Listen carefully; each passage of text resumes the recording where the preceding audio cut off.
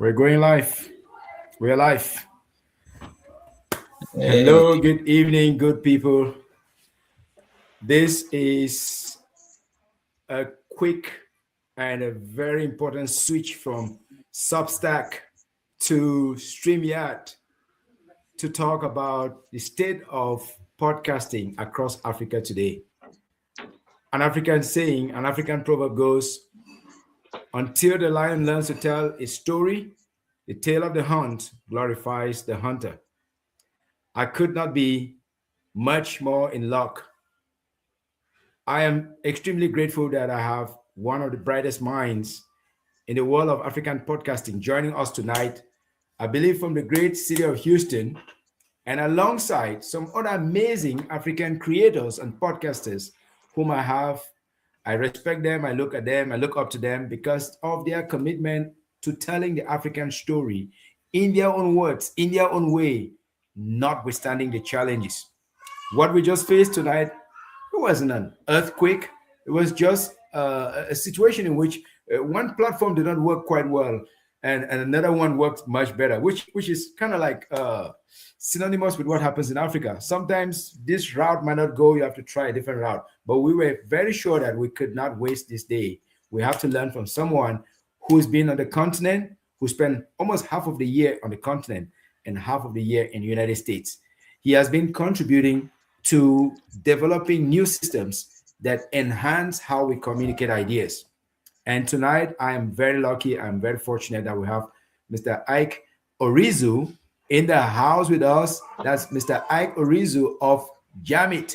Please, if you feel so kind, you feel so present, come out of the shelters. Let's give him a very, very big, warm African ululation and applause so that he can pick up some energy from us and rise with it. Mr. Ben Collins, are you there, sir? Yes, yes, yes, yes. From one techie to another techie. Okay. Hi, Thank you, sir. Ike. hey, everyone. Hey, Ben. Hey, Gigan. Hey, Rio and Najani. Nice to be here. Just to let you know, I'm actually in San Francisco. I moved between Houston and Nigeria, and I go through all of them for different business purposes. Let's put it that way. So, but I'm in Houston today, so lucky for me. And lucky for us, Houston is one of those places that we know. It's not too far off from where I am. And we're grateful that you're joining us from Houston. I believe Ben Collins, Mr. Ben Collins, Asongwe is joining us from somewhere around Minnesota. And where you, I believe, is somewhere in New York. Where you correct me if I'm wrong. But I mean, it doesn't matter. You are in the Labyrinth Map Studios. That's what's more important. The labyrinth can be anywhere. It could be in Rome. It could be in Anatolia. It could be in New York. And Ajani, thank you so much for joining. I believe you guys have as much interest in the landscape in the continent just as I do. Hi, Ajani. Where are you joining from, sir? Michigan.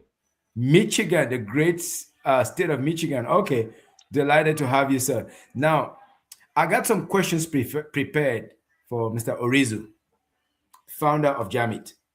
And I know you guys may also have some questions, and maybe some other people will join us, notwithstanding the switches around. But the first question I have, if I could just launch right in, Yeah. Mr. Orizu, are you ready? Yeah, I'm ready. Let's get Okay, right to it. thank you. This first question is about the ecosystem. Yeah. From your vantage point at Jamit, how would you describe the current state of podcasting in Africa? Is it emerging or has it entered its growth phase? And maybe you can also tell us a little bit about Jamit as you discuss the state of growth in Africa. Okay, so happy African Podcast Day. That's the first thing. Today is the day that we celebrate African podcasters globally. It was set founded by two females from Kenya who decided to put their all into this and brought it to life. And since then, even though they are not part of it, it's been something that's been accepted globally for podcasters globally to celebrate the African creatives in this space. And it's been a great thing for me to see that through the years. I'm Ike Orizu, founder and CEO of Jamit. I have been in this space since I was 16 years old. I've been building media tech companies since I started, and Jamit became one of those that was a side project through since COVID era, where I was first looking for how do we create a podcast network that pushes African narratives and African podcasters to the global stage. And the more I kept seeing it, the more I kept investing in it and building it, I realized more of the loopholes that we had in the continent that was never allowing the creators to be able to flourish, even though we could invest and give them all the gear to get to create content. But now there was no infrastructure, there's no monetization, there's no distribution. And so you have all these other layers that we are not taking care of. And everyone could take your phone and record, yes, but after you do that, what happens next? And there are no agencies for that. And so from that, we decided to convert in 2023 to become a hosting platform, allow people to host with us and start working out things by integrating it with the blockchain, allowing people to receive tips globally without worrying about PayPal or Stripe because most of them could not have access to it. And then gradually, as obviously we had it chat GPT moment, but before that we were already working recommendation systems and AI. And moving through 2024 into 2025, it was more of like, how do we build a company that allows everyone to tell their stories, but also realize that the way Africans podcast is not as the world podcast, if I'll put it that way. And if I'll have to say, like, we create shows, we just create shows. And people say, okay, it's a podcast. It is a podcast, I agree. But why I say it's a show is because everyone is just themselves. They are microcasts. Sometimes it's 5 minutes long. Sometimes you even have podcasts that are like 3 minutes long. Sometimes you have ones that are 2 hours long. And so everyone goes on the flow with what the messaging they want to put out there. And gradually we've come into 2026, and throughout last year was a very pivotal year for everyone in Africa. We flew everywhere to preach African podcasting and bring out the continent to the map. And what we realized is that we are in a emerging state still. And why I say we're seeing that, to answer your question, why I say we're seeing the emerging state, even though the industry looks like it's really ripe and is good to go, and we've had very strong veterans like I Said What I Said, or Adele Yongo, or even the African Podcast Network APN in South Africa. None of them have crossed earnings of $100,000, and if you've not crossed that number, we are not yet on the map. And if they can come, and none of them can boldly come and say we've made 100K or $1 million. And if you've not, then we've not reached that stage, because we've not passed emerging. And I think, to answer that question, that's my own metric and that's my own gauge for me to say that this industry is ripe and is doing very well. Have they made $10,000? Yes, but almost every regular podcaster right now on YouTube makes that on a monthly basis in the West. So I won't put it as we have gotten to a point where we are doing very well. I feel like we're still in the emerging state where we're still trying to figure out the best infrastructure play and the best monetization play to make the space really do well. So that's my answer for that. Okay, so from what you're saying, we are still in the emerging stage. Yeah, And it's fair that you've thrown in some numbers there yeah, to indicate that most of our fellow African podcasters have not yet had the kind of revenues that we see in the West. Now, yes. let's shift a little bit to listener behavior and look at what are you seeing in terms of listener behavior across the continent. Who is listening more, or who is watching more if you're looking at viewership? Where are they listening from? And what content categories are gaining the most traction or the most momentum? I I personally I have a there's a newsletter came out today, but it's also a study that was done by Tony Doe. He owns the Nigerian Podcast Index, and also I talk with Molly and other guys in East Africa, and then APN which where you met me. He's in South Africa, and everyone comes up with their studies every year. And I'm looking at the data, and I'm always trying to crunch every single thing. Right now, Nigerians still maintain the highest number of listeners when it comes to listening to podcasts. Creating podcasts has been what South Africa and Kenya has gotten very well in terms of producing a lot. But when it comes to the numbers of the most listeners, Nigerians obviously will carry that, and they listen to it, but they also watch it a lot.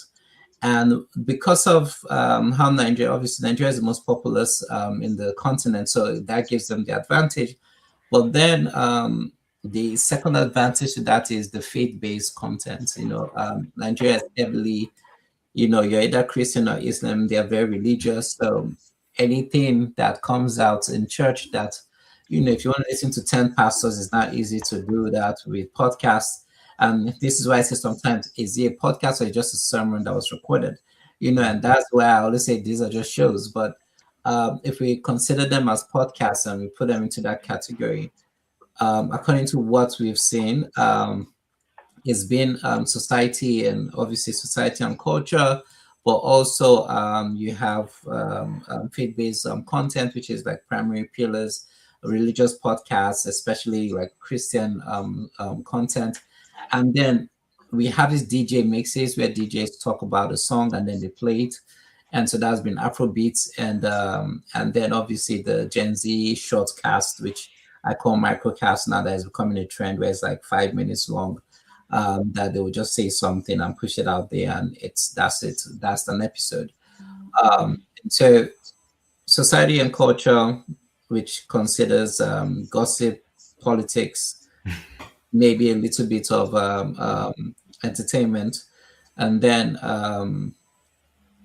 faith-based content is what's driving podcast listening right now in Africa. And in other regions apart from Nigeria, and east and west, east and south, I'm not strong with the north yet, but east and south are very strong with society and culture, then comedy, before religious content then, but which is different from what the West does.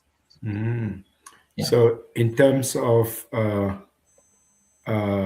context, it's a little bit different.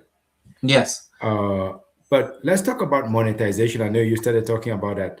Let's do a monetization reality check. Many African podcasters are passionate but not profitable, and you've alluded to that. Yeah. What monetization models are actually working today on the continent? I think this is something that most people are super tuned in to find out what is happening out there. And Yeah. very few know as much as you do. Yes. Jamit we hacked it in a different way because, again, as I said, my corporate work experience in my whole life has been in Silicon Valley.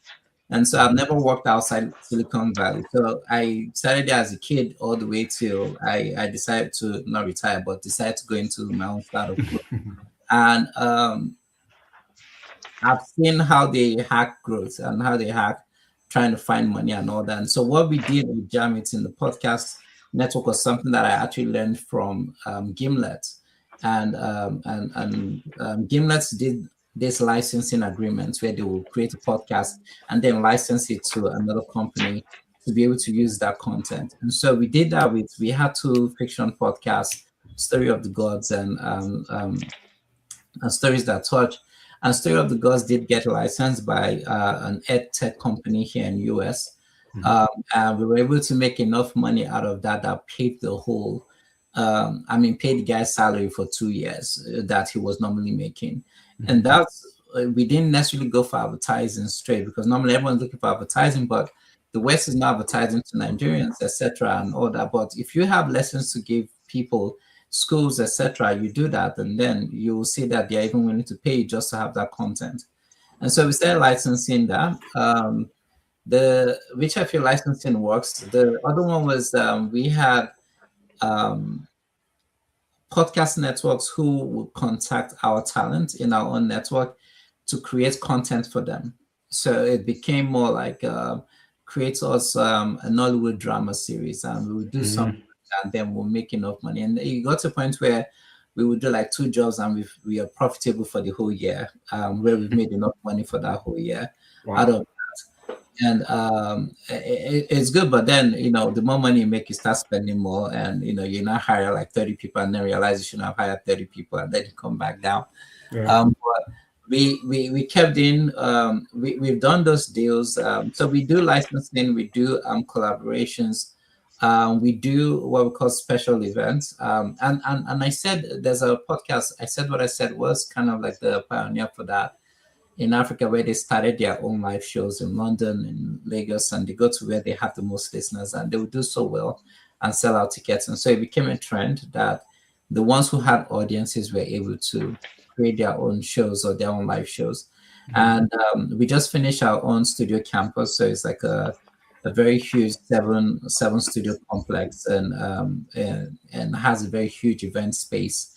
So we've converted that now to start allowing our podcasts to create live shows in there as well. And it's been a blessing because now we don't have to pay for the events. I mean, we don't have to pay for the event space. It's ours. So we use it as much as we want. And we've done about three live shows for our podcast where we sell tickets to them, and the podcasters make money from those things as well. So that's been our hack, to do things, even though we've not gone to the big guys to go get advertising revenue from. But if you've not hit a million users, or if you're not a million listeners, and you're competing with the advertising dollars that they're giving to influencers on TikTok and Yes. Instagram. And so if you're going to compete that way, you have to be you have to be way stronger. And that's what we need to solve, because some of our podcasts are very niche. We have Story of the Gods is a mythology podcast. It's focused on the Orishas and Odinanis and African gods, and not everybody wants to listen to that. So we might not have a million listeners, but we will have 10,000 listeners that listen almost every month, and they pay money for that. He makes more than that, more than he's supposed to make. So that's how it works. We have, what a joke, So the idea is that you pick your niche, have your listeners, figure out how to create clubs, and then once you create a fan club, or you put them on WhatsApp somewhere in the group, you figure out how to monetize from there, create live shows. And do that. We're doing like a series of live shows right now with Rodney, who has the Young God podcast in Abuja. And he's not on our network, but he's hosting on our platform, and we collaborate with him. And it's amazing how he has such a niche audience, but it's always a packed house every single time he's doing his show or his live show. So those are the ways I feel like right now are the best way for podcasters in Africa to monetize. And then if you're in diaspora, I feel like licensing is the best way to go about, like figure out how you join another network, or you license your content to companies that will need your content to educate people on what African maybe knowledge or things are that they need from you. Instead of you going to go speak there, you just create Wow. that's for them. That is super interesting. And I would like to invite Wayu, Ajani, and Ben Collins to start queuing up their questions. I just want to do a very quick follow up here, but in the first 20 minutes at least, Yeah. I should not be the only one that is asking a question. They should be curious as I am. But you mentioned something about having your own studio. Yeah. Does that belong to Jamit, or does that mean in which city? Did you mention the city in which it is? No, I did not. We have in Lagos. Currently building another one in the eastern part of Nigeria, because we wanted to get more vernacular content. There was something that I noticed last year where a lot of native speaking voice notes are flying everywhere right now, where people create these 5 minutes WhatsApp messages that I'm like, that could have been a podcast episode, and you can start making money from these things. So we're working with some people in the west, Lagos in the east. We're focusing on Enugu, Anambra, and then we in the north we are working with some people in Abuja as well. And so, but the ones that we own are currently in Lagos and the east at the moment of Nigeria. We are partnering with APN. We are still hoping to get that done, but Cape Town, South Africa will happen very soon, where we have a studio partnership. We might not be able to buy one now, but kind of partner with them and then work with them directly to have a studio space. But yes, we do have one where we allow, if you host your podcast on Jamit, you use it for free. And you schedule time and you go there and you use it for free. And if you're not on the Jamit network or you're not hosting with Jamit, then you pay a small fee. But the idea is to first allow people to have access first to Mhm. content production that is world class, and Mhm. then allow them to be able to find a way to get distribution by assisting them through that journey all the way. So that's where we are right now on our studio space, and it's an amazing space. It's really beautifully done. Hmm. Very Yeah, interesting. Very interesting. And you mentioned Story of the Gods. It's about yeah, mythology. And you yeah, said it was licensed to a tech company. Are you yes. suggesting that Western tech companies are interested in African mythology? Is that what you're saying? Or did I miss something? That's not what I'm saying. It's what has happened. We've gotten paid. So people are interested in the African narrative, African stories, but we're not Oh telling yeah, enough of those. So where right. you, Ajani, and Ben Collins, guys, come on screen, ask your questions because this is so. I mean, it's so sublime to know that Western tech companies will care much about the stories of our gods and all of that. That is a big factoid for me. And Yeah. Ben Collins, Ajani, lady and gentlemen, please come on board, ask some questions because uh, if you know how hard we've had to work to get, okay, you would have no idea. We've made like at least 27 calls. I'm sorry. But we're fortunate that one time this week he took it, and I want to just run with this. I'm So sorry. Ben Collins is in tech like you. He might have a question ready to go. It, Where you it, please join yes, us. Hey Ben. yes, yes. I have two first names. Notice that there's a hyphen between Ben and Collins. So the Oh, first Ben name Collins. is Yes, Ben Ben Collins. Collins. Ben Collins. So There you it's go. I'm it's sorry. kind of slightly unusual, yeah. Ben Collins is very It's particular all about right. his name. I love that. It's all right. It's all right. 90% of people don't notice it, so you're good. I just said that. This guy makes me laugh. But but amazing information that you share, and thank you for especially on Africa Day, right? Yeah, Sharing this information to all. Uh, the beauty, I guess, of the internet is things get recorded and they can be shared, to other people. yeah, I'm in tech, as Brother Gideon kind of mentioned, kind of at the intersection of purpose, right? What are you trying to achieve fundamentally, and innovation? I teach individuals and businesses, how they can use artificial intelligence and blockchain. So when you mentioned those two things, I kind of got excited there. Um, yeah. Going Nice. back now to what you said, right? In terms of licensing content. My question now would be, let's say we have listeners in Africa, and then we have other, right? No matter where else you're going to be, those people, have a different set of challenges and roles and XYZ. How does Yeah, someone, right? Africa, we're going to take Africa and then we're going to take other.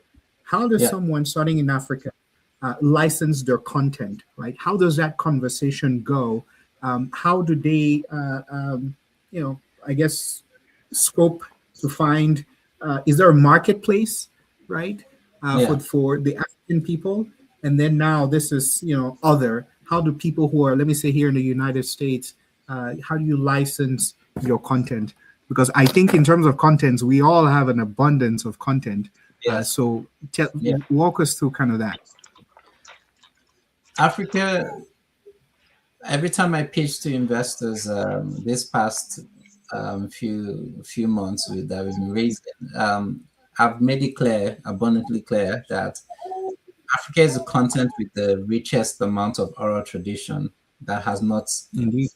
been tapped by even 1%. that has not even digitized its own history as much as it's supposed to compared to everywhere else. That's just history alone. We've That's not why there's bias. That's why there's bias in technology. First, as you were saying, that's why there's bias in tech. exactly, and so yeah, like we never decide the history. Then we talk about the folk tales. Then we go into the mythology. Then we go into the stories. Then we go into the gist and the gossip, and it's like just so much that we've not even brought out and curated properly for the world to enjoy. And Nollywood has done its job in terms of glamorizing some things, some themes, but they don't tell the stories that we tell ourselves and tell our children growing up, and and what our parents or forefathers told them and us. So um, because of that, anything that comes out that is curated properly out of Africa, that is done well and is factual, is very intriguing to anyone else outside the world because you can't find it anywhere else.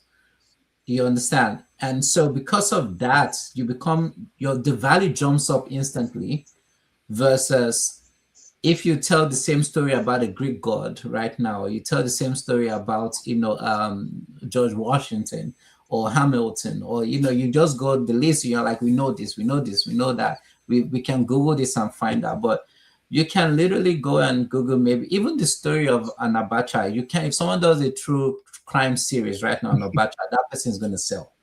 You get what I'm saying? It's just that simple. If someone just decides to do a Netflix series on just some of the tyrants that we've had, they are going to make millions. And that's what, just a little tip of what happened with Black Panther. Black Panther goes to $1 billion. Everything was from mythology between Kenya, Nigeria, and Sudan. You go into Avatar is completely based on a tribe in Sudan. So people don't even know these things are happening behind the scenes, right? But because it's fresh, it's new, it's not been existent before, no one has heard that story before, everyone pays a buck for that. And because of that, anything that comes out from Africa becomes, as I said, if it's well packaged, if it's well told, well curated, it will do so well. Look at the Woman King that came out last year. She was up for Oscars and everything. So That's with Viola Davis, right? exactly, yes. And Sony goes in, and Sony knows how to get Africa sometimes a lot, and so they've been able to tell our stories for us. But the thing that I'm now trying to push is the stories are with us. It's just for us to now polish it and package it properly, and then how do we pitch it? How do we get it out there? Again, as I said, I always say I'm maybe thankful to God. Not maybe, I am thankful to God, and blessed in a way where I was able to set footing in my whole professional career already from the start in Silicon Valley, that I got to meet people. And then I worked with companies like Roku that came out from Netflix, went to Twitch, consulted at Pandora, worked with Facebook and Google and all these guys to help with minorities in Silicon Valley. And so I was able to put my hands into a lot of media tech guys, but also connect myself to people that would say, hey, I know this person and I know this person. This thing you're creating, you should pitch it to this person. And so we were able to get an email from someone who had listened to one of our shows. And because I promote our shows in America, I promote the mythology podcast, just the same way they promote their mythology podcast to us, I promote ours to them. And then they listen to it and they're like, oh, this is so good. And if you listen to our podcast, they are very immersive. We put sound effects, we make it sound like a movie in your ears. So you're very, very wowed by it. And because of that, once you listen to it, you're hooked. And we got the mail and we're like, hey, we're interested. We'd like to know, is this, do you have more of this? And we saw there was a company. The host buzzes me and is like, hey, what do you think about this? And I told him, do you want to do a deal with them? And he's like, of course. And then the negotiations began. I started talking with them, did my review, checked to make sure it was not a scam, first of all. Checked the company, figured out how much they had raised. It was an edtech company. It was a $1 billion company. They just did their massive round. They were looking for content to create for kids. And it was the best fitting. And so it was not negotiation. It was how much do you want to pay? They want a 1 year license, 3 year license, lifetime license, all those things. How much do you pay? Now, because it was African, they are looking for a discount. So I ended up like working out like how much would the world, how much would the West charge them? And then I removed 20% from it and started from there just to make it easy for them that they're not paying the same they'll pay someone in Hollywood. And so that's one. And then the other was me pitching, talking to a lot of investor friends that were in the space. We do have advisors that are also in media companies and helping me like hook me up with this person and that person. And we got like our second deal, which was from actually the company that got acquired by Fox recently, but the one we licensed two of our shows to as well. There were Nollywood acting, audio drama shows too, and she's a really good lady, Naomi, and we worked together. She's in San Francisco as well. Got the show's license given to her, worked with her. We did a deal. How much you normally pay people in Los Angeles to do the same thing for you? 20% discount is what you're going to pay us for Africa. And we created the content in Africa and then brought it to her here to enjoy and just to make it very authentic. And so that's how it's been. Now, if you were here, if because of that power, because of that, we have become more of an agency within Jamit. If you are in you will need to work through an agency to make that happen. You have to figure out how to get your contact to some agency in LA that can help you find deals, and then you give them like a 30% cut from whatever they are bringing to you. That's possible. There's so many of them in LA.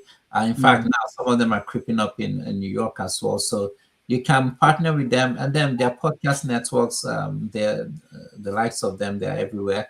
That's They're not as big as the Wonderies and the Q codes, but they are making $1 million a year. Let me put it that way. So that's where you start from. If you're making $1 million a year, well, I mean, then I know our gal is 10K or 20K or 40K. So you find those small podcast networks that they have good high agency and they have operations to help find partnerships for you. Then it's easy because they're working for you. But if you're in Africa, you're doing it by yourself, or you're working with a company like Jamit to help get you into a global room and negotiate deals for you as well. So yeah, first of all, it sounds like Silicon Valley is the place to be. Obviously that's where it is. I'm not going to lie. It opens the multi-dimensional brain. Apparently, it is what it is. It is what it is. Yeah. And then just to tag on again, the second part of what you're saying in a nutshell is, especially vis-a-vis what you guys have become, is go through an agency, folks who kind of be the middle people between, your licensing, they have experience, and things like that, and then your content. Okay. Yes, best way to go about it. Find I just went on your site, by the way. It looks interesting. Jamit app. Yes. You've got. Yes. It's quite. We just did a very crazy idea. We just launched our app 2 days ago, and we're starting with what we call. Is that right? We just launched the app 2 days ago on the 10th. And just in time for African Podcasting Day, right? And so the podcasts have now moved from the web app to the mobile app, and so the podcasters were so upset that they're like, "What happened?" And we told them, like, most people have been asking us for shortcasts and microcasts and trying to create things that are shorter than 30 minutes, and there is this idea, AI came. Everyone is now trying to figure out how to use AI to create shows. And I was like, okay, I'm going to test something. What if you have an idea and then you're able to put your idea out and post it, and then your idea turns into an audio story that you can create and then turn that into a podcast series, or you turn that into an actual audio drama series, and it's your own IP. and everyone loved it. And so we pushed that out because that was the only thing everyone focused heavily on the app when I presented it last year, November. And so that's why I've been out getting, like I've been working hard to get this done. November, December, I was in Argentina and pitching the app to investors and testers and trying to get people to use it. And it was just this thing. Now we're going into a phase where everyone wants to even create a show, but people are like, I'm not consistent enough. Can I clone my voice and let my voice start doing the podcast for me every week? Mhm. And so it's not, I'm not like, okay, I'm the tech guy. I'm going to have to make it easy for everyone. If someone who is not consistent enough wants to passionately still podcast every week, how do I get them to do that? Right. And there's the power of AI, and AI now helps you do that. And so everyone's going to be like, oh my goodness, it takes away the creativity. Everyone's using ChatGPT right now to do their show notes. Everyone's doing ChatGPT to do their research. You might as well just use it to speak because you did your research already. So, so, I'm just like in a world where I'm like, so far you have an intent and your intent is good. That's You right. Yeah. forced to make it happen and execute. Yeah. And I think that's where we are moving towards now. And I feel it's the biggest uplift shift for Africa to even catch up with the West faster than ever, in terms of production and also content creation as well. To leapfrog. To leapfrog. Exactly. Okay. Ben Collins, I know you may have another question. Let me weave in one or two of mine again, then of course you come back. Last year I had on the show someone who is based in Africa, Yeah. whose novel was turned into a movie and broadcast on Netflix. Nice. Now, he did not have an agent like you, but he had a friend in Ireland. Yes. Okay. And I now know so many people that are coming to me like, how did he do it? How did he do it? Now, I don't know how to send them over to the friend in Ireland. I can't send them to you because they're not exactly podcasters, they are authors. Yeah. But my question is, what role is diaspora, African diaspora, playing in the growth of content creation, particularly for podcasting, video and audio? What role is the diaspora playing, both in terms of funding, in terms of providing listeners and collaborators? What roles are you seeing? Because you're definitely at the intersection of all of this. You live in San Francisco to some extent, in Houston. You spend a lot of time in Africa, and I'm sure you see what are the flows and inflows. Yeah. What's your comment on that? I'll give you the reason why I feel I'm in the best position to help our industry in this space is because of what I did in my first startup. Backstory is that my first startup was called TrueSpot, and TrueSpot was a music app. And in fact, TrueSpot was the first West African digital music startup that was created to help people listen to Afrobeats globally. And so it got to a point where even Forbes wrote about it, like the Spotify of Africa, right? And what I did was to push. Thank you. What I did was that I was here then in Houston. I was going to Texas. My alma mater is Texas Southern University, and I was building it from there. And what I was doing was I'll buy CDs from Nigeria, get my friends in Kenya, and then talk to the ones in Ghana, and I'll get all the music, ship them here, convert them to MP3s, and encode them on our website to stream them to people in diaspora. And because of that little work, which I call little now, but I know how much I suffered. Because of that, that work I did then, we were able to grow to 8 million people listening to. Wow. 8 million. 8 million people, and this is 2000. Predominantly in the diaspora. Is that what you mean? All diaspora, majority diaspora before even Nigeria started stepping, because Nigeria was just getting into the internet phase of having Swift and all those things. There was still like 3G or 2G, if I'm not mistaken, or even LTE. I don't know where they were then. But this was 2010, 11, 12. And so we have pushed heavily where we got to even work with. I was working with DJs like D Money, Exclusive, Young Millie, in Chicago, House of Oni, Nigerian Brothers, like all these event organizers in all these different spaces. And because of how well people were able to access the music now, everybody wanted the artists to come perform. And so you now had these DJs now bringing them in. So you know House of Ani, I'm sure you know the guy in Dallas that does Nigerian parties every time on Nigerian events. They will bring all these guys now to come perform. Why? Because the people here now had access to listen to the music through our platform. Any millennial that was in college, probably from 2006 to maybe 2013, at least 8 out of 10 of them would tell you that they knew True Spot, because of that was the only place they could listen to music.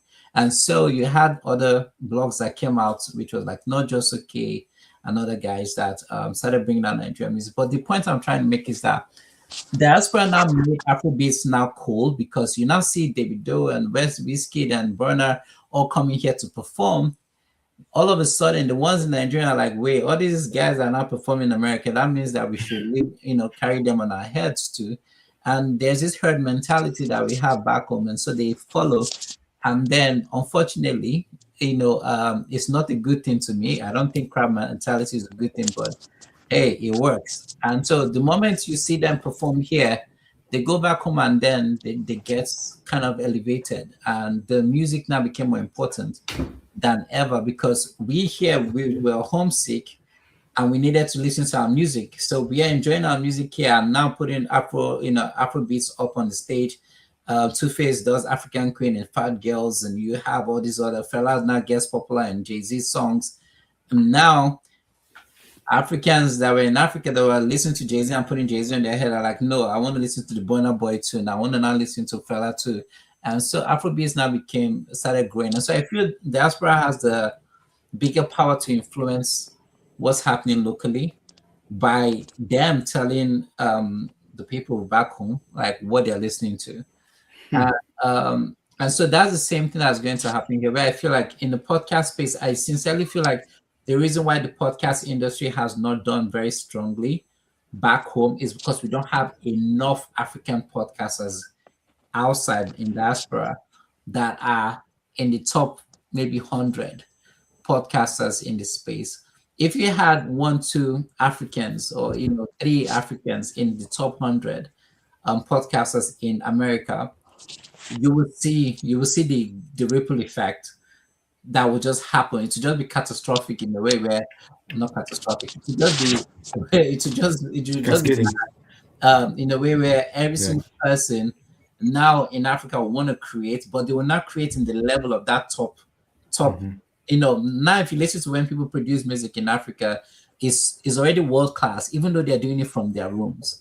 So it's because of they've seen what is out there, they figured out how to use their little change to make that happen. That's the same thing we need to do. If we can show them how world class is and get into that top 100, top 50, then you will see them not create on that level of that being trying to be world class from back home as well. And that's where we are, and that's why you see me. Why I released a new site 2 days ago, and it's heavily looking like it's a global company from the beginning. I'm not saying it's an African company. It's built by Africans, but is it for Africa? No, the whole world can use our app and be able to have access to it. But the idea is that Africa will step up and now have to meet the world and get to that level and upgrade their own skills to get to world class. Wow, I love that perspective very much.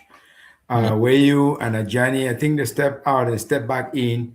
Guys, if you want to ask a question, come on screen and ask a question, because Ben Collins already asked one and a half question, not 2, 1.5.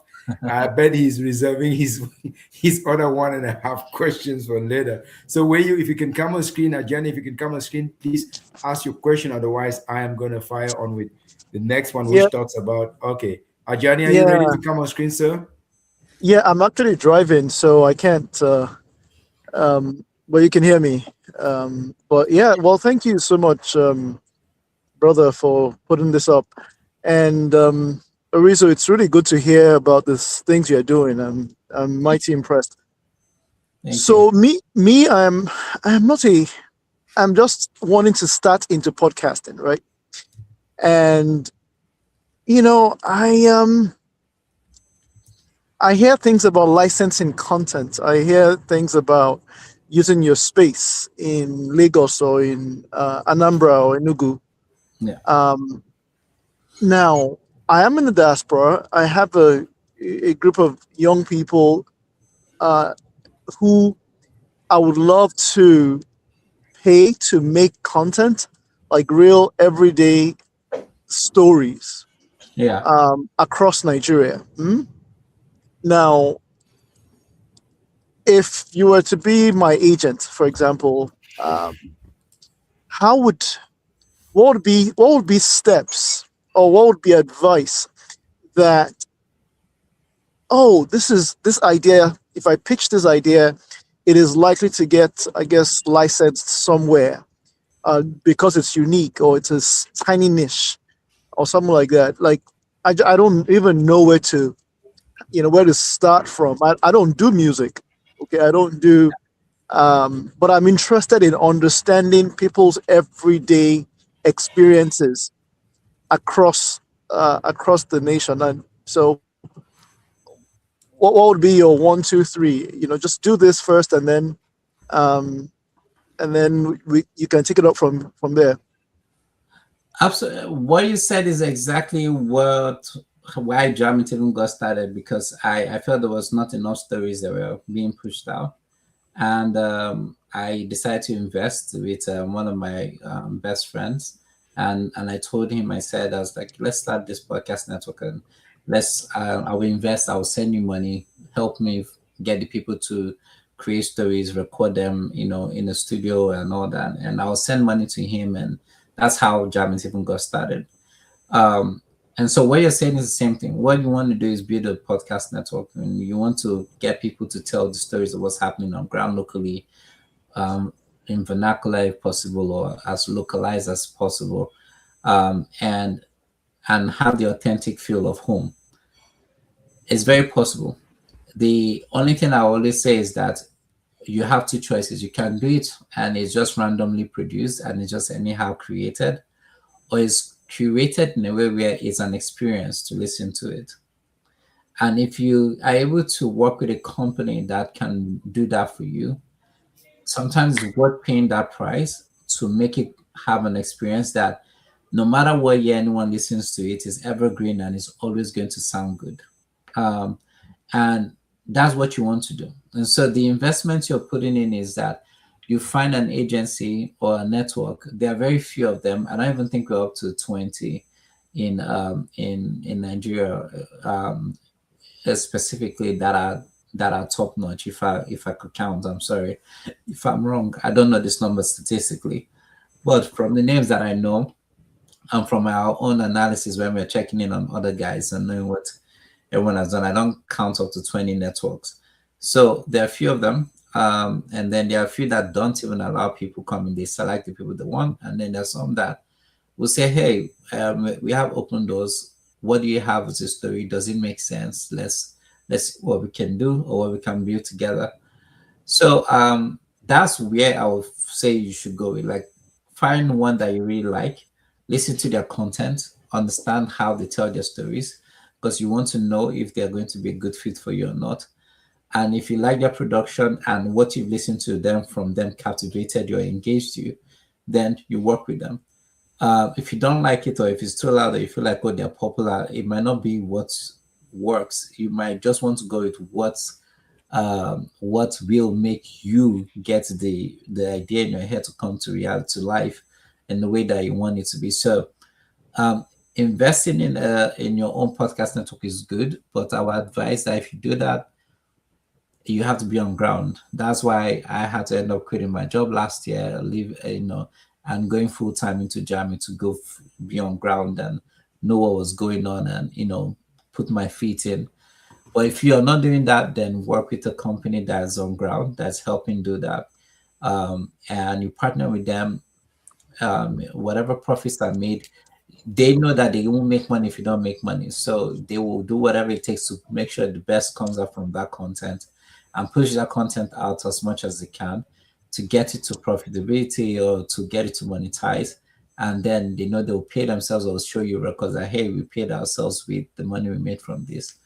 So that's where what I would say in terms of like finding the top 5, 10, if you want to, networks and look at them and then choose which one you want to work with. Send an email, Instagram message, anyone, and or if you want, you can contact me and I can hook you up with the right person based on the type of not genre category that you're trying to create in as well. Okay. Yeah, that would be the best way. Thanks Wow. for saying that. I will love to contact you. Absolutely. Are you gonna share your contacts with Yeah. Gideon? Yes. Okay. Yes. Yeah. I Yeah. would love to chat some more. Absolutely. I don't know any one person, but now I've spoken with you and I feel your vibe. And I would want to continue this conversation and kind Yes. of have a scope the field and know exactly what I might be getting myself into. So, but thank Yes. you again.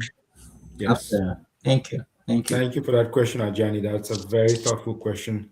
Were you, if you're ready to go with yours? If not, I got one about use of local, our African languages. We are linguistically very rich. AI. And I want to ask, are the podcasts that are produced in our mother tongues, are they outperforming those that are in English and French in terms of connection, in terms of getting rooted, or those in English and French are doing better? But first, I want to make sure that I'm not standing in Wayu's way. I cannot stand in your way, ma'am. Do you have a question, Wayu? Yes, I wanted to ask. Sorry, I can't put on my camera. Can you hear me? Yeah, we can. Yes, I wanted to ask more about um, the influence of the African experience, especially the West African experience, in Yes. terms of getting your stories and information out there, but how that is also influencing people across the diaspora. Have you noticed that podcasters have been able to reach more than just the US and the European market, but also places around the world that are curious about African stories? I'm gonna give you an example. We had a podcast, one of our originals called Date, Sex, and Love, and she had an episode. I think. I mean, I can talk. I mean, we released it publicly. I think it's Kama Sutra, and she goes around there and she just puts it as a title, and ended up with her podcast being in the top 35 podcast being listened to in India.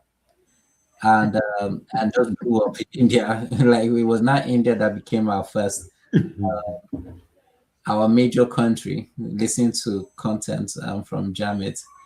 And gradually throughout last year, there's only actually one African country in our top 10 countries. Majority are Southeast Asians, countries, and then the Americas, Europe, and then Nigeria in our top 10. Then obviously Kenya and others are in top 20, but in our top 10, there are more English heavy speaking Asian countries, and then Europe, America. And I have a feeling one diaspora, but also I feel like our stories intrigue them as well. Just the same way they listen to, just the same way we watch K drama, K pop, we indulge in Bollywood, all those things, and we take them in. They also listen to our music and they listen to our content a lot, and they even read our books a lot. So I think that's a market that, for some reason, I don't know why our people don't push to them. For me, I am pushing to them. In fact, our new influencer market or UGC that we've been working with, our army that we've been creating, are majority Southeast Asians at the moment that are pushing African narratives, but also pushing their own narratives, like bringing their own podcasts and their own content onto Jamit. So I feel like the power of global distribution is a scarcity mindset thing at this point, where someone who's creating might think they cannot do so well outside, and they're fighting so hard to get people on ground first. Whereas there's the whole world to your own, for Mhm. you, for the taking, Mhm. that you can get to, that people miss out on that opportunity on. And I'm like, just the same way the Americans release their podcast and they push it everywhere, expecting everyone to listen to it. It's the same way you release your podcast and expect everyone to listen to your podcast. If you're speaking English, the most spoken language in the world, everyone's gonna get what you're talking about. If they don't, they will do a research or a Google search to figure out what are you talking about. So far you're engaging and you figure out exactly what you're talking about, and it's targeted to a broader audience than a click audience. If you're talking about maybe your government, then obviously you've shrunk that audience to specifically that part. In fact, government politics can be global sometimes. If you're talking about a specific thing, if you're talking about Big Brother or something in Big Brother Africa or something, you're tying yourself more into a niche. But if you're talking about how to do this or how to get better or something, or how I want to introduce it to new knowledge, is a global thing. Everybody needs to learn something. So I would just say like the market is very huge outside. Indonesians are the most, they're the most that listen to podcasts in the world, and no one even talks about it. Then China, and but it looks like it's America, but it's not. When it comes to the percentage of people that listen to it, so there are so many places to target that you can, if you, the only way you could get to them is by joining their networks or their groups, and Facebook groups, WhatsApp groups, Telegram groups, sometimes Discords. But I'm always in everything that I see. The moment I see a TikTok that has a hashtag to a link to join a community, I'm joining that community. I'm trying to learn about them and know what they're up to. And then I introduce myself, I talk for a bit, and then after a while, I introduce them to my own products. And then was like, oh, we'll support you. And then they love it, they jump on it as well. And so that's kind of, you just do your own. It doesn't hurt to network online. One is seeing you, you don't have to impress anyone with clothing or anything. You just post it next to each other. That's it. I feel like that's the best hack for podcasters in Africa. The ones that have done well have used this method to go out to other countries and pitch. Hmm. Very insightful. Don't you think so, were you? I got a quick follow up to that. That is really Yeah, it's insightful. very interesting. And it's interesting because, we have the perspective that Mhm. when we're telling stories, we have to reach only the United States or only Yeah. Europe. But I Yeah, feel like, especially when we're talking about African stories and even more specifically West African stories, Mhm. how that can be so much, so beneficial.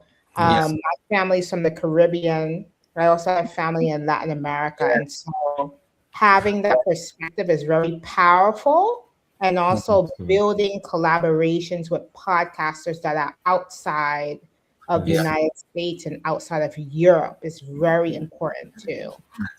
Yeah. I think that is so enlightening because it really opens up a light bulb for me. I spent almost 10 years of my career working in Southeast Asia, and I've not even tapped into that market space. Can you imagine that? So I have plenty of footprint out there that I could use. yeah, But the element about India catching on to an episode, it struck me very well because there's a gentleman that was supposed to be part of this podcast conversation today from South Africa.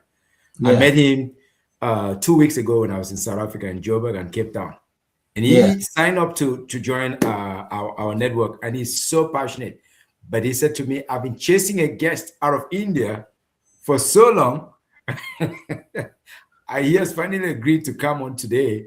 I don't think I said I would love to be there with you guys, but I have to miss because he Yeah, he said to me, he said, hear this. He said, because in not, it has very good viewers and good listeners. So he yes, said, I'm going there. This guy, he surely he knows his stuff. yes, So, yes, but yes, here's what I wanted to go back. I want to circle back to the one on linguistic advantage. Do you yeah. think that our podcasters who are using our mother tongues, local African languages, are getting better connection to the audience than those who speak in English and French, because I can speak French, I can speak English, I believe, but maybe I Yeah. should be doing something in my mother tongue. I the percentage is very low from the new study that came out, which I read today from Tony Doe. The percentage was about 3% of of all the podcasts coming out that were using their mother tongue, and then in the rest were like 90% or something like that English. Um, but why I say there's a big but is that I have noticed that the ones or the guys who have been very viral comes to getting clips and getting comments and getting people out have a vernacular twist to how they post or how they um, push out their episodes. Content. They are very, they use the slangs of the localized slangs, and that drives more people to listen to them. So you locally, if I put it that way, that would drive more people locally to listen to if you're really trying to niche down. And sometimes it plays to your advantage, because if you niche down like that, then more people, you have to concentrate of more people there that don't really understand English that will follow you, but then even the ones who understand English that want to feel at home will follow you as well. And so you have this niche audience, but you've blocked out someone that speaks Spanish or French and all those things. The French industry is still strong. Why French is still strong is because they have their audience, they have countries they can easily push through and still get into France and get some form of audience as well from that area. So they tend to want to stay. One is that most of them can't speak English fully, so French is easier for them to speak. It's easier for them to do that and be strong with it, but their audience are never as strong as the English speaking audiences. But they have their market, because now when people need to get to the French market, even though those guys might have 10K, they will be getting paid what someone with 100,000 English is getting paid for. So that's the difference with the space in terms of Spanish, French, English. But English dominates African podcasting a lot, and gradually Swahili is stepping in. I'm beginning to see a lot of Swahilish. If I put it where it's Swahili, then they go by English, Swahili, English. So I'm not sure if anyone has said Swahili before, but I'm gonna check. So it's pretty much that I've been seeing a lot in the East Africa space. I listen to the podcast and I'm listening to it in English, and in like it's 1 5-second straight sentence, they're going straight Swahili and then they come back. How about Hausa or Lingala? Do you see any emergence in those areas? Hausa is strong, very, very strong, but is in the religion Space. space. Yes. Where I hear it a lot is always in the religion space, religion category, but not in society and culture. It's either an Islamic podcast or it's something about religion that they're talking about. Yeah, and every other one, no. I don't even think people try their best to go with 90% English while they're speaking, and then they can put in their local dialects into it, but it's always English. Majority. Very interesting. Okay, another one here. No, we're at the top of the hour. We'll probably have to break this into two so that it doesn't take the airwave so much. But discoverability. How is Jamit helping new podcasters or rising stars to find their voice in a crowded market space beyond licensing? Are you able to help them, get more visibility, or what is Jamit offering? Or maybe the competitors like APN.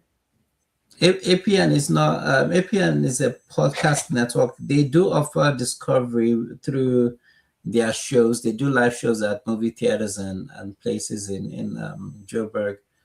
I think he's even trying to move into Cape Town as well. Yeah.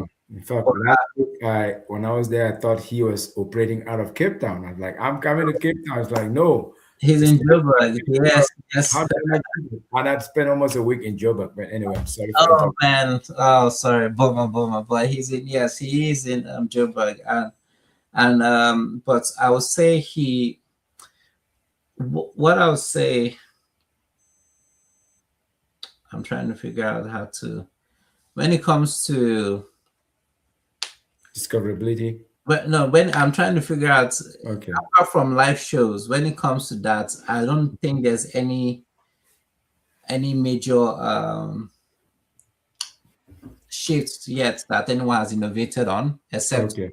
putting it on Apple Podcasts and other things. Mm-hmm. And so that's what drove me to start building out the platform of Mm-hmm. which is the Jamit part of it because Jamit initially was just like a podcast network. We just had 24 shows, which was ours, our own original IP. We were focused on us only. Then we built our own hosting network for our own self. And then we had our first investor say, why are you building all this infrastructure for your own self? You should release it to the public. And so we did release it to the public. Mm-hmm. And everyone started using it to host their podcast. But then all of a sudden, the guys hosting on our podcast are like, how can I make money? And we're like, well, we don't. We also we're trying to figure out how to make money. And so we now figure out, okay, we could do this, we could do that. And they're like, okay, can I get more listeners? And so that's the answers that we keep having to provide or come up with. And so right now, as I said, we just launched the app this year and 2 days ago. And the idea is, how is this app going to be by December of 2026? And come Africa Podcast Day next year, with this app being now the number one app that the whole African the African audience are using to listen to their own. I believe so. I believe like if done right, we will have the most engaged audiences for podcasts on Jamit globally. If you're even Asian or American or European using Jamit to put your podcast, you'll be able to get more engagement from it.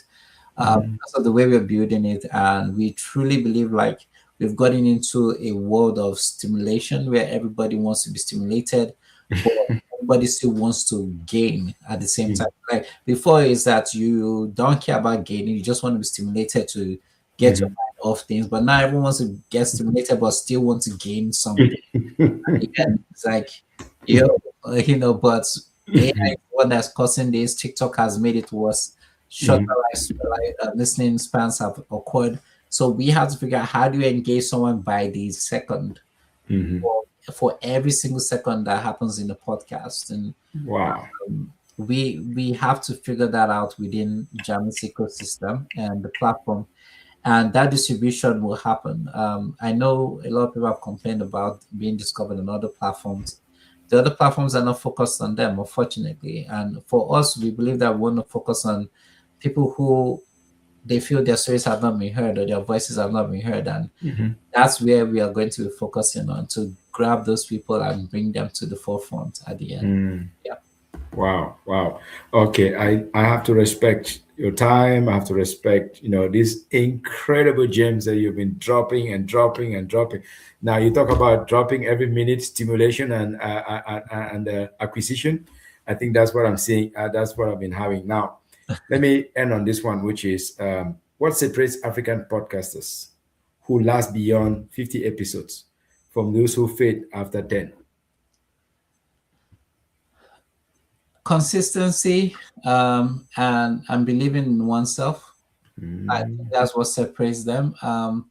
If someone goes beyond 10, I used to tell my my team, and when we were producing our own shows, we still do, but when we had a lot, like 20 plus of them, I remember always telling my team members, I'm like, give yourself 1 year of consistency. If you go 52 episodes or 50 episodes, yeah, your life will never be the same again. And Why so? I always told them that because I've never seen anyone consistent with something for a year and the universe and God doesn't reward them for it. Like I've never seen it happen where you've been consistent. Yeah. and persist, through the trying times. That is amazing. You can't even get up, and you get up to do it. Yeah. Go 1 year Mhm. and get it done. I've never in my life experienced it where I've done something and I've That got is after that something is and I've reached a year and you see the more come through. that is incredible wisdom there. That is So unbelievable. I just crossed my 100th episode not too long ago, yes, and I'm seeing things now that I did not see when I started out. yes, I'm getting, I think I could say I got my first real money from this yes, that came through. Someone came to me because they know that I have this platform or this voice exactly. that I could not say I would have had it. And through that, I have like 4 or 5 others lined up, There you go. which I believe that they will come through. But there's also an idea you had given me a while back when you came to our little modest Yeah, hideout. I call it a hideout, not a studio yet. yeah, You gave me an idea, and I'm experimenting with that idea, which I'll give you credit offline. uh, And it shows to me that if it blows up, it's going to blow up big time. It's yeah, not blown up yet, but I believe that you gave me a gem of an idea. yeah, So, yeah, of course, there's always a big contention between West Africa, East Africa, Southern Africa, and very often we don't look a lot into the Maghreb or the Arabic part of Africa.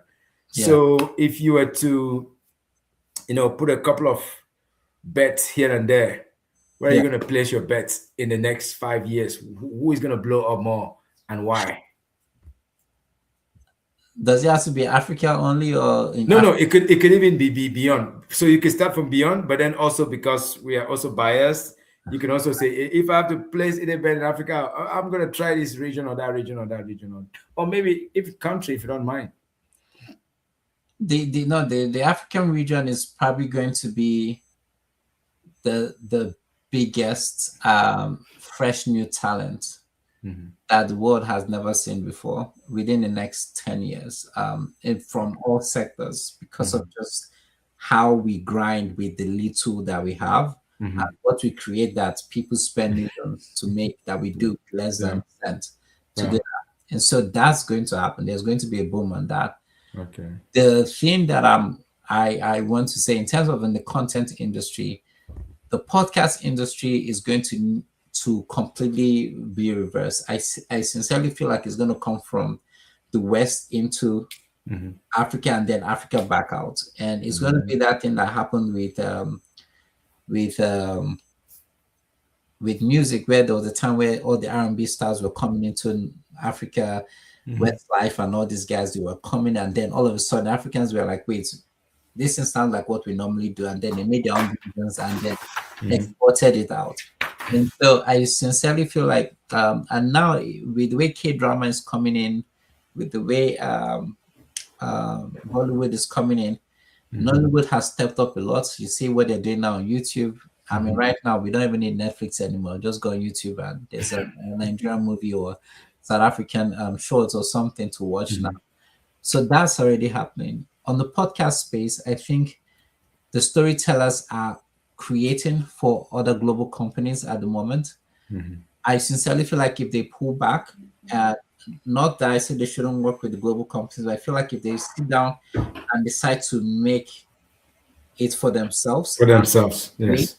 And then invest in themselves to go out with their own property and their own IP, that's when the switch will happen, and that's where the value will come a lot more into Africa. And that's what I believe. Like I saw the fella podcast, and I think it was Higher Ground that worked on it, and one of the producers, she worked with us on one of our content, and I was smiling because I respect the Obamas, I love them.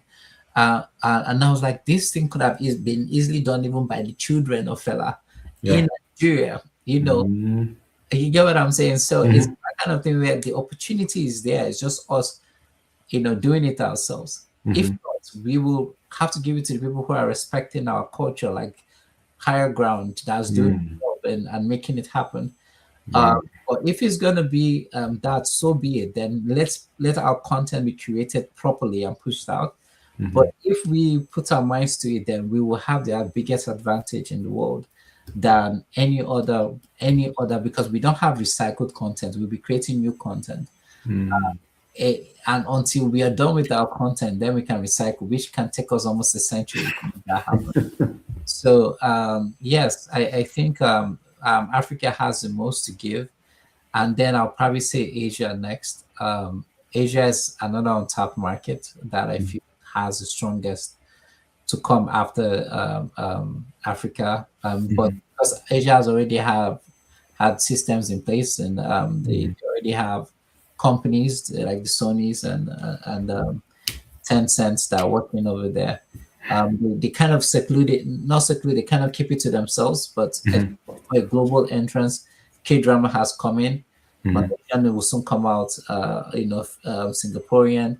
All these guys will soon start coming, exporting their own content as well, and there'll be this global switch and exchange of cultures and ideas. That's why I just love what we're building with Jamit, because I feel that's where The future is. everything is going to be at the end, and how I envision it is going to happen.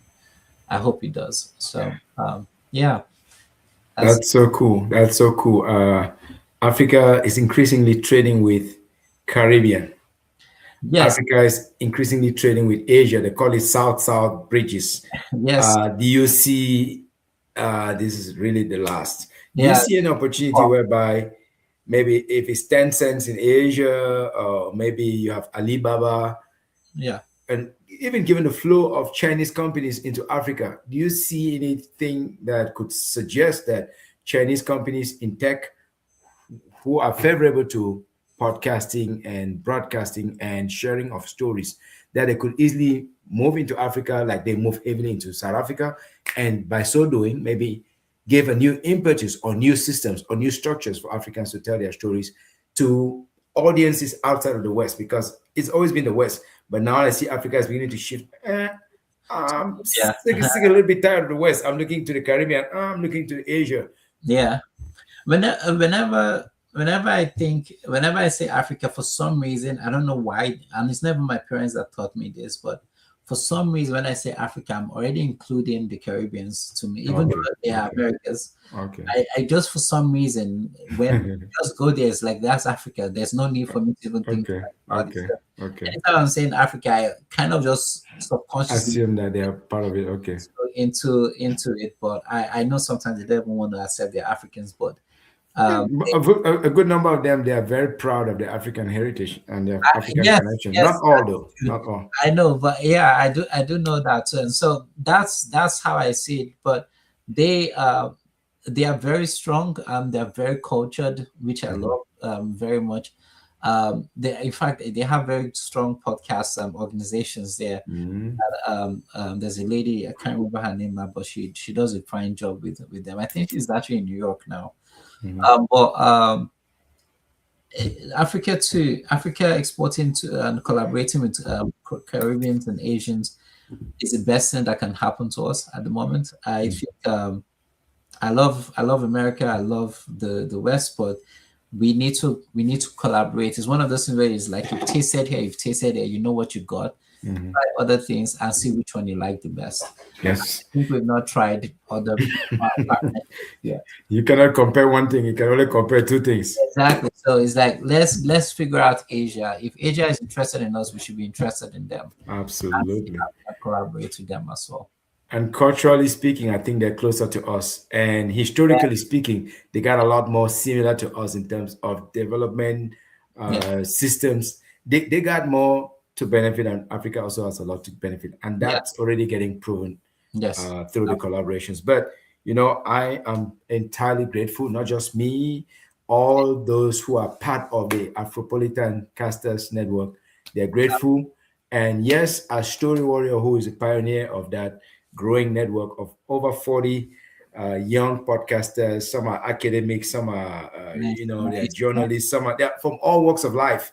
Nice. I want to thank you so much for your time, for your knowledge, because this is as good as it gets. There's no other guest that could have given us what you've given us. And for that, Thank you. all we have to do is really bring this out, the bring guns, and then give them.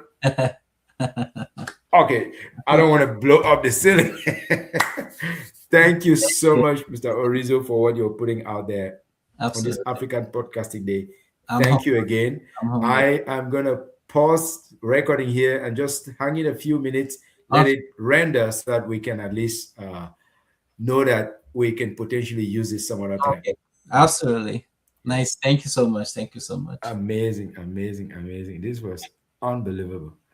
Whew. Yes, I